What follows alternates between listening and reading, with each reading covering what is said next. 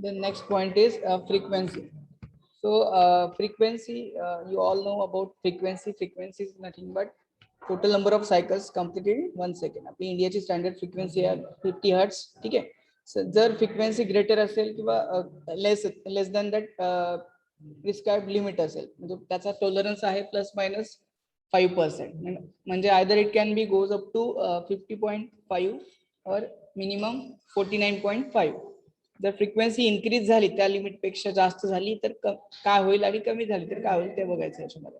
So first point आहे if the frequency is more than the rated value. Rated value किती आहे 50 hertz. So if the frequency is more than the rated value the friction and windage losses म्हणजे जे काही rotating machine मध्ये म्हणजे induction motor मध्ये जे frictions and windage losses म्हणजे विंडमुळे जे रोटर आणि स्टेटर मध्ये जो एअर गॅप असतो त्याच्यामध्ये जे लॉसेस होतात which is nothing but your windage losses.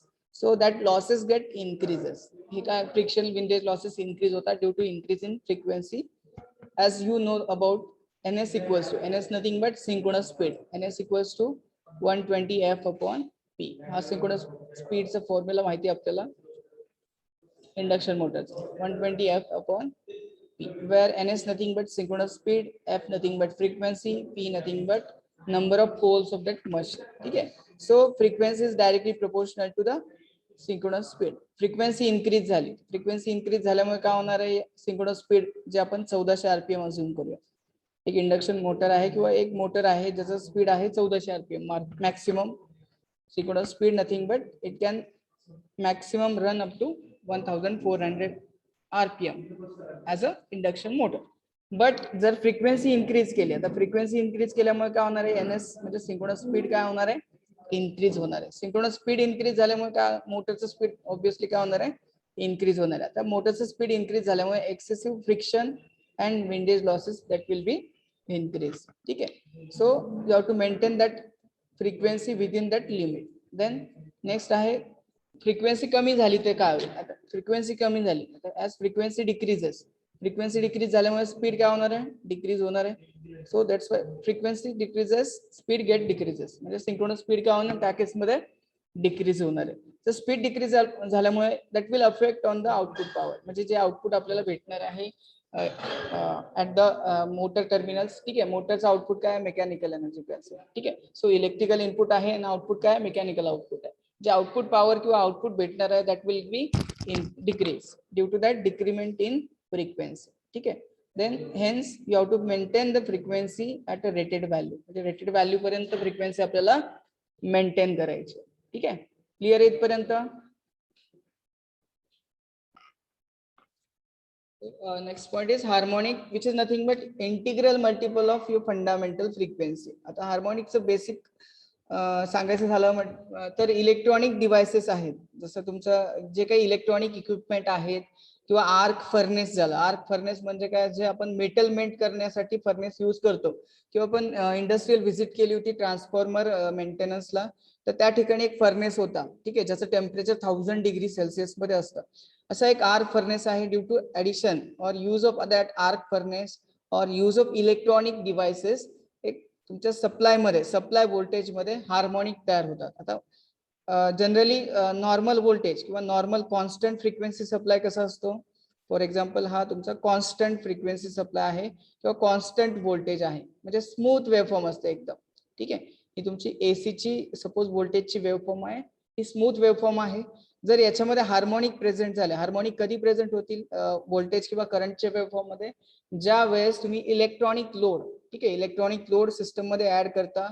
Then ज्यावेळेस तुम्ही आर्क फर्नेस यूज करता त्या केसमध्ये हार्मोनिक्स किंवा सडन व्हॅरिएशन इन मॅग्निट्यूड असं या टाइपमध्ये मॅग्निट्यूडचं व्हॅरिएशन होतं which is nothing but harmonics. ठीक आहे. डिफरन्स क्लिअर आहे. आता ही तुमची नॉर्मल एसीची वेवफॉर्म आहे आणि विथ प्रेझेंट ऑफ हार्मोनिक्स. ठीक आहे. Which is integral multiple of your fundamental frequency. ठीक आहे. तेच इथे एक्सप्लेन केलेलं आहे. When supply waveform is purely sinusoidal म्हणजे प्युअरली सायनोसॉइडल आहे तर त्यावेळेस हार्मोनिक प्रेझेंट आहेत का त्याच्यामध्ये नाही. So harmonic are absent. So which means there is no losses or there is no iron or as well as copper loss म्हणजे याच्या वेळेस कोणताच आयर्न लॉस किंवा कॉपर लॉस होत नाही. ज्यावेळेस हार्मोनिक प्रेझेंट आहे सिस्टम मध्ये ठीक आहे, सप्लाय व्होल्टेज मध्ये किंवा करंट मध्ये. सो त्या केसमध्ये सिस्टम मध्ये लॉसेस होतात. Which type of losses? Copper loss and iron loss. ठीक आहे. Then next, the harmonic causes production of unwanted harmonic torque. Unwanted harmonic torque nothing but it will produce the torque which is opposite the motor. ठीक आहे. Motor suppose motor clockwise डायरेक्शनला फिरत असेल, जर harmonic present असतील तर ते harmonic torque ह्या मोटरच्या टॉर्कच्या अपोजिट डायरेक्शनला प्रोड्यूस करतं. म्हणजे त्यामुळे काय होतं, मोटरचं स्पीड कमी होतं आणि लॉसेस इन्क्रीज होतात. ठीक आहे. क्लियर आहे. Hence the supply voltage must be as near as possible. That means the supply voltage nearly sinusoidal पाहिजे. ठीक आहे. which is closerly sinusoidal or smooth waveform पाहिजे. त्याच्यामध्ये हार्मोनिक्स प्रेझेंट असतील तर त्याच्यामध्ये that losses will increase. ठीक आहे. जे लॉसेस आहेत ते इन्क्रीज होतात. लॉसेस इन्क्रीज झाले obviously efficiency get decreases. Efficiency काय होते?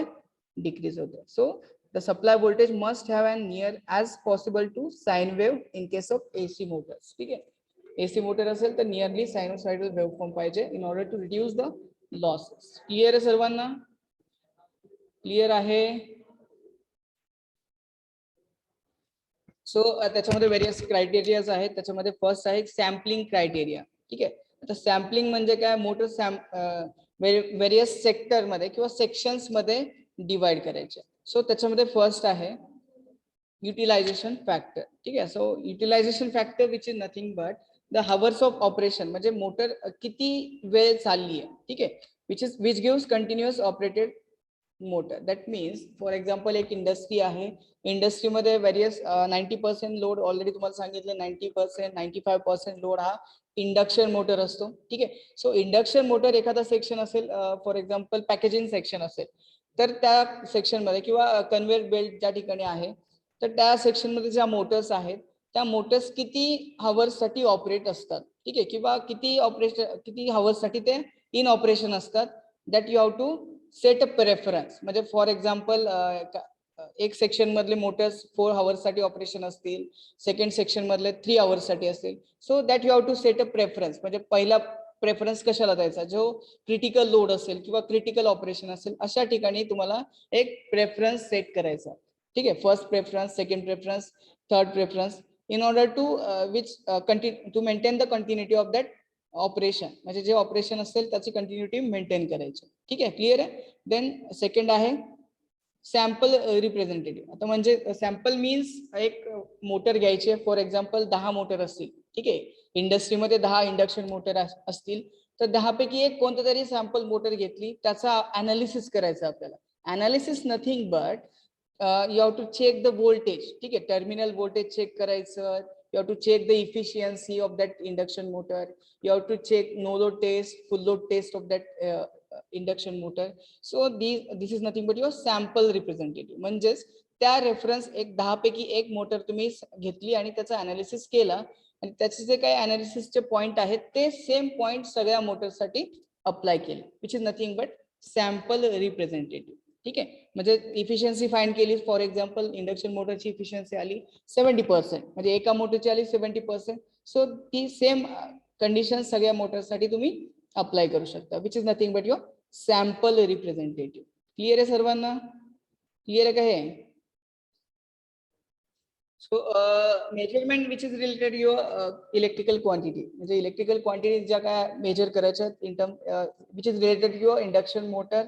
सो ऑलरेडी आपण मेजरमेंट सब्जेक्ट स्टडी केलेला आहे. त्याच्यामध्ये ज्या क्वांटिटी आहेत, फॉर एक्झाम्पल व्होल्टेज असेल, करंट असेल, power drawn by the circuit असेल, देन पॉवर फॅक्टर असेल, that all the parameter or load parameter you can say. So हे जे पॅरामीटर्स आहेत ते आपण मेजर केलेले आहेत. Which is nothing but your measurement. ठीक आहे. अनालिसिस मध्ये काय करणार? एका मोटरचं अनालिसिस करायला सांगितलं. So analysis which is related to your load parameter. जे काही लोडचे पॅरामीटर आहेत, for example load nothing but induction motor. ठीक आहे. त्याचा आपण करंट मेजर करणार, व्होल्टेज मेजर करणार, then efficiency we can measure, then power factor, then KW drawn म्हणजेच पॉवर किती ड्रॉ करते induction motor. That all parameters that you have to measure. ठीक आहे. Which is nothing but measurement. Clear? Then next,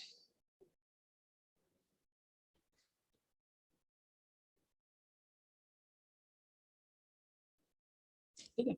आता हे parameters का major करायचे, ठीक आहे. आता आणखी नॉन टेक्निकल पॅरामीटर्स आहेत, त्याच्यामध्ये प्रेशर आहे, टेम्परेचर आहे. त्या इंडक्शन मोटरचं pressure, temperature that you have to also measure, ठीक आहे. आता हे पॅरामीटर्स मेजर का करायचे, त्याचा यूज कुठे करायचा.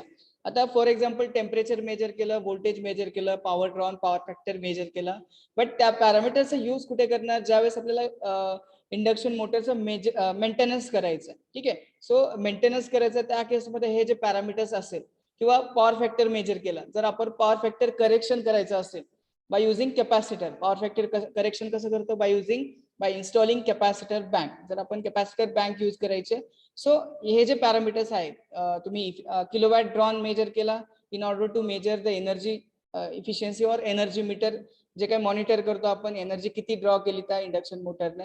सो हे जे पॅरामीटर्स आहेत त्याचा यूज करून आपण हे जे मेंटेनन्स असेल, पॉवर फॅक्टर इम्प्रूव्हमेंट असेल, किंवा एनर्जी मॉनिटरिंग असेल, या सगळ्या गोष्टी आपण या ठिकाणी करू शकतो. क्लिअर आहे, क्लिअर आहे इथपर्यंत.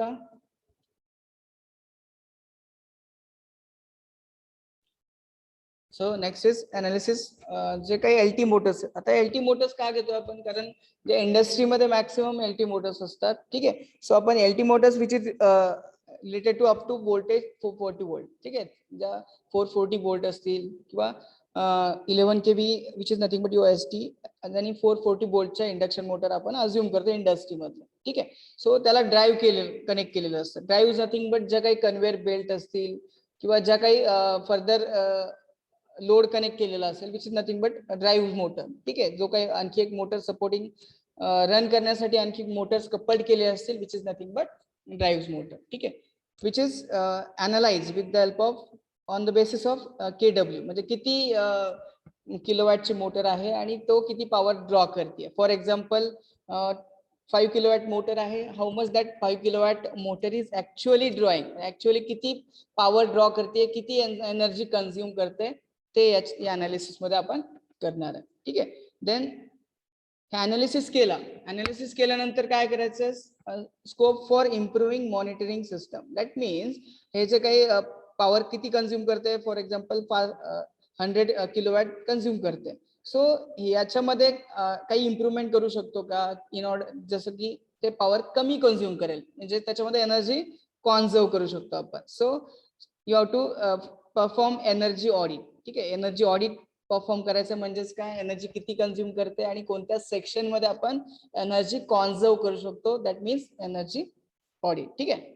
Then observations that indicates percentage loading on kilowatt और percentage voltage unbalance, voltage frequency and current power factor. That means आता जे काही ऑब्झर्वेशन्स आपण जे रिडिंग्स घेतलेत, अनालिसिस केलं व्होल्टेजचा, करंटचा, पॉवर फॅक्टरचा, जे फ्रिक्वेन्सी आपण मेजर केली आहे, पर्सेंटेज लोड किती आहे त्या इंडक्शन मोटरवरती, ते आपण अनालाइज केलं किंवा फाइंड आउट केलंय. ते ऑब्झर्वेशन्स नोट डाऊन करायचे किंवा त्याचा रिपोर्ट तयार करायचा, आणि ते फर्दर इम्प्लिमेंटेशनसाठी जे एनर्जी कन्झर्वेशन टेक्निक्स आहेत त्या इम्प्लिमेंटेशनसाठी त्या ऑब्झर्वेशनचा आपल्याला यूज करायचा, ठीक आहे.